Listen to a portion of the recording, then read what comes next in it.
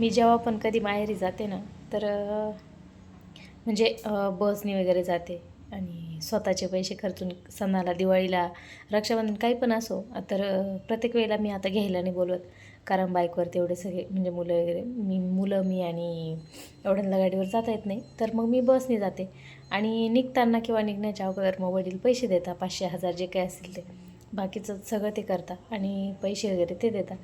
तर तीच गोष्ट बघून की काय, आणि ते आता भाऊ करतात माझे. तर लहाना भाऊ पण माझा आता जॉबला लागला, तर घरी पण आला, तर मग तो लगेच 500-1000 रुपये टाकून देतो. दिवाळी आली तरी तो दिवाळीला पैसे देतो. आणि बड्डे वगैरे असला तरी तो ऑनलाईन पैसे टाकून देतो.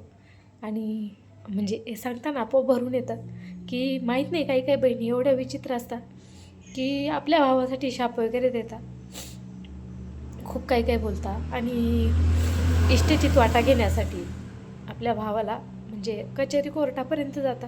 माहीत नाही त्या बहिणींच्या मनाला म्हणजे काय या गोष्टी होत असतील, कशा त्यांच्याकडून ह्या घडत असतील. आणि म्हणजे देवाच्या कृपेने मला ती बुद्धी कधीच देऊ नये देवाने. आणि माझं एकच म्हणणं आहे सगळ्या बहिणींना, की अशा मार्गाने जाऊ नका. कारण आपलं जे आहे त्यात समाधानी राहा. आणि आपल्याकडे असलं तरी पण भाऊ आपल्याला देण्याचा प्रयत्न करतो.